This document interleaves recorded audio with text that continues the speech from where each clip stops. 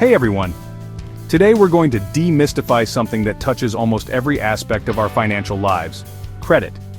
Whether you're buying a car, renting an apartment, or even getting a job, your credit plays a huge role. So let's break it down. First, what exactly is credit? Think of it as the ability to borrow money or access services now, with the promise to pay later. It's like saying, hey, I'll pay you back, but can I use your money for now? This can be through credit cards, loans, or lines of credit. But remember, you're not just borrowing money, you're entering into an agreement to repay it on time, often with interest.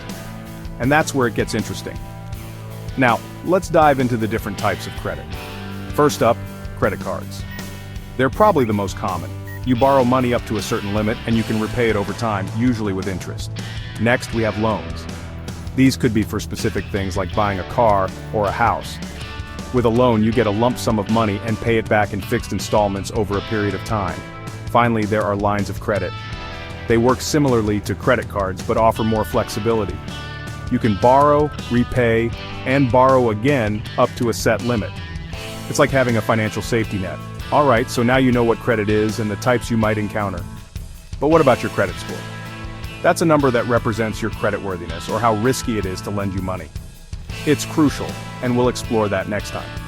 Thanks for watching, and stay tuned. Remember, understanding credit is the first step to mastering your finances. Hit that subscribe button for more insights, and let's keep this journey going. See you next time.